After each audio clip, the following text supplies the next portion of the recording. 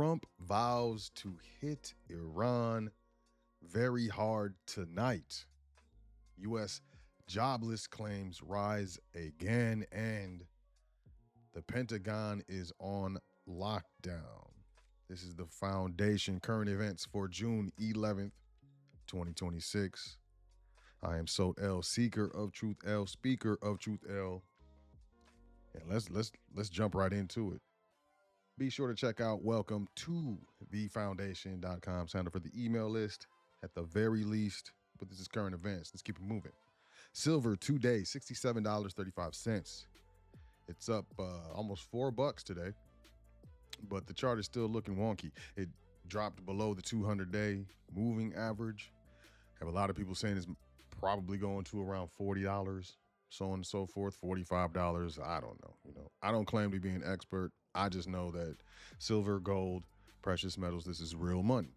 So dollar cost average, $25, $50, $100, $75, whatever you have. Every 2 weeks, every month, go grab whatever silver you can get with that currencies. We have the Shanghai silver spot price, $72.29. Eastern, $67.49. Western spot price. Man, we're getting close to like $5. It's different.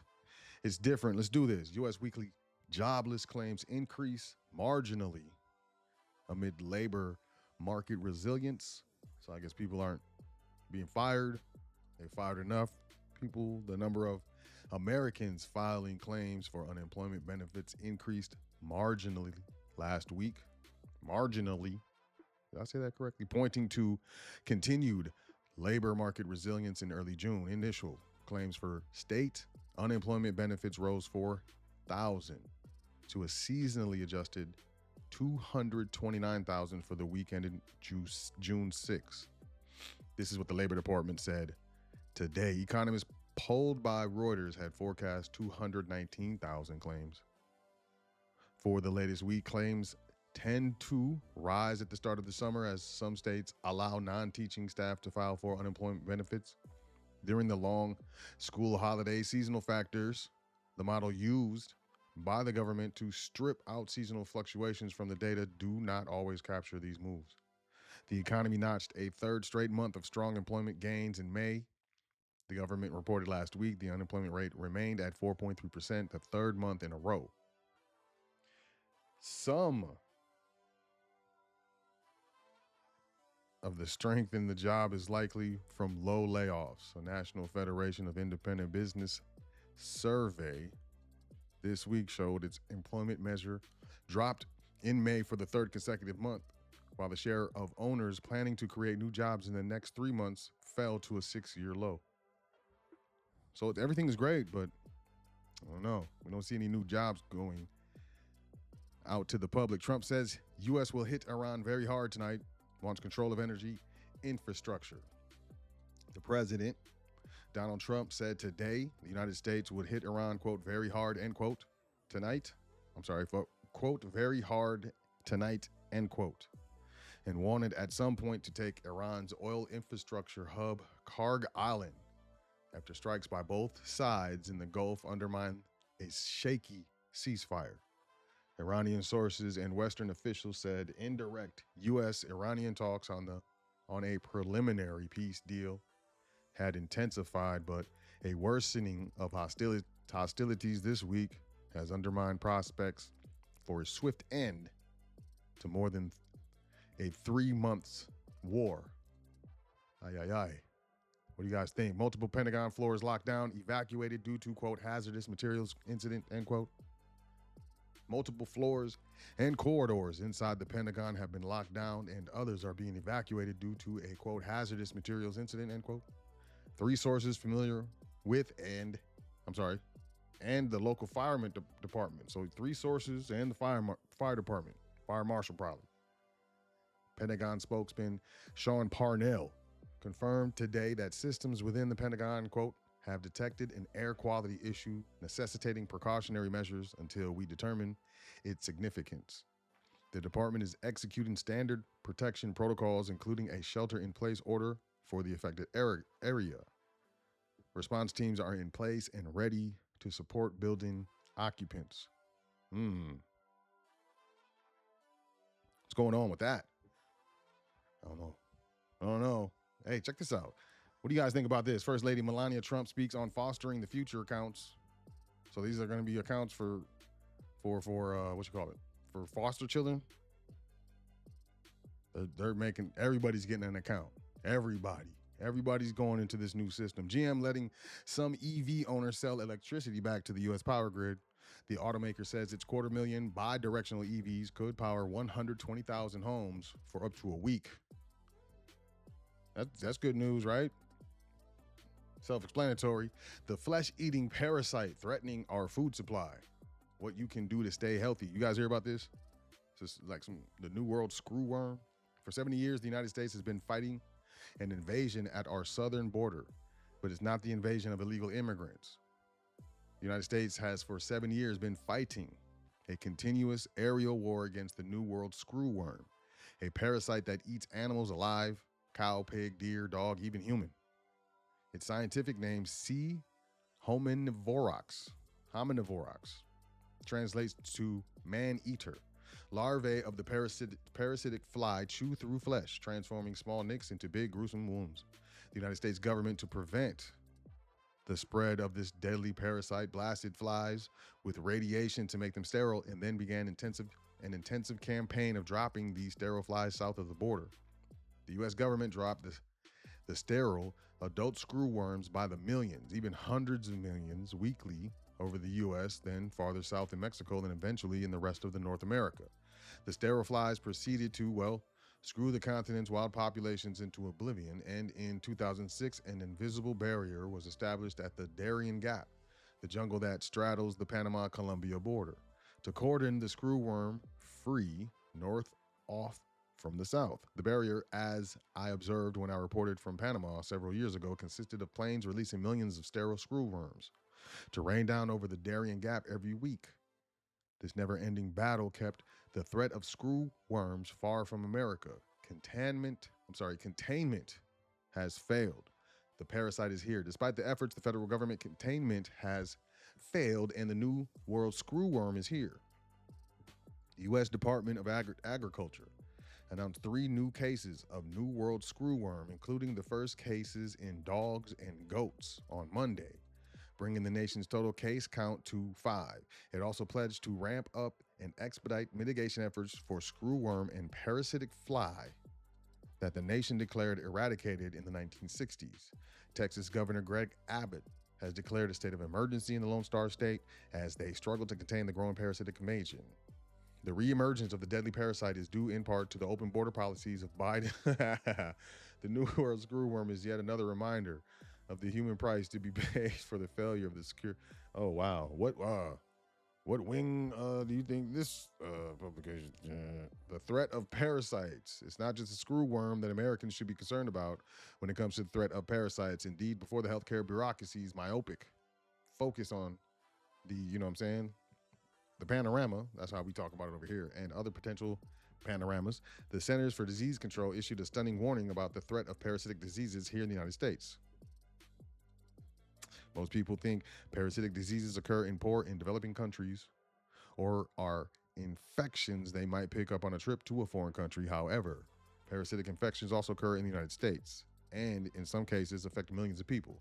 Often they can go unnoticed with few symptoms, but many times the infections cause serious illness, including seizures, blindness, pregnancy complications, heart failure, and even death. Anyone, regardless of race or economic status, can become infected. CDC has targeted 5 neglected parasitic infections, NPIs, in the United States as priorities for public health action based on the numbers of people infected, the severity of the illness, and or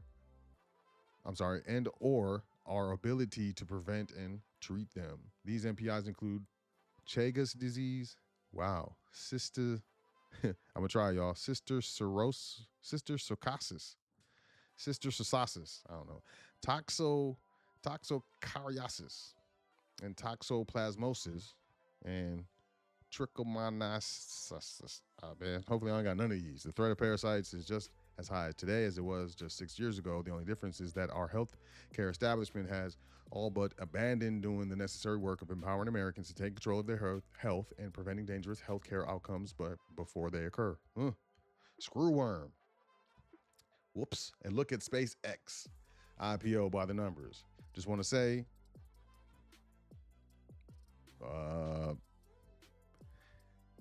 this is going to be a big move.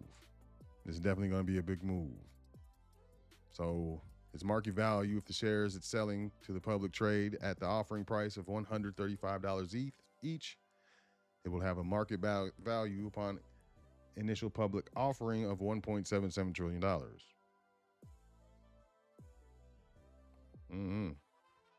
That's all I'll say about that. Inside the highly complex preparations for Trump's UFC fight, $60 million for staging, 494 porta potties, and other logistics. I just want to say that this is, bread and circus, man. Here we go. And it's at the Capitol of the United States. And, there's going to be a gladiator arena built on the South Lawn of the Capitol of the United States. So, building a televised sporting event accommodating more than 100,000 people without any existing arena infrastructure is a massive production. Doing so at the White House adds significant logistical complications. Court documents submitted by the Trump administration Wednesday show the Ultimate Fighting Championship event scheduled this week and through the weekend will cost more than $60 million. That includes food, the brand's signature octagon cage, and as many as 494 porta potties trucked in for the crowd watching the event live on the South Lawn via the telecast at the Ellipse. Quote, this is a highly complex, multifaceted event that has been carefully planned by a multitude of public and private entities over a significant period. White House Management and Administration Director Joshua Fisher said in a sworn declaration, this is under penalty of perjury, submitted as part of a lawsuit that seeks to delay the event until it goes through an environmental review and other permitting processes. Sounds like the United States. I just, I don't know. Y'all see what this is, right? Speaking of seeing what it is, for better or worse, young people are turning to AI chatbots for emotional support. When today's teenagers and young adults are struggling emotionally. Some are turning not only to friends, family members, and therapists, but also to artificial intelligence. Nearly 1 in 5 adolescents and young adults have used AI chatbots for advice or help when they felt upset, nervous, or anxious. This is according to a new study published June 1st. In JMAA Pediatrics, researchers also found that many of these young people use chatbots repeatedly and consider the advice helpful, suggesting that AI is already becoming part of the mental health information ecosystem for millions of young people. Those insights are raising important questions about how these tools should be used and where their limitations lie. To help us untangle these questions, I spoke with CNN wellness expert Dr. Leanna Wen, an emergency physician and clinical associate professor at George Washington University. She previously served as Baltimore's health commissioner and is mother of 2 children. So, there's an interview. You can check this out. This is on CNN, but that's a horrifying. Speaking of horrifying, video shows Chinese robot wearing clown wig kick small child in the stomach. There's online footage from a public event in China shows a humanoid robot hitting a small child. The scene is fueling debate over whether companies are moving recklessly with machines. Okay, let's check this out. I think I muted it. Yep. And let me full screen it for y'all. There's some, oops. Ooh. Hold on.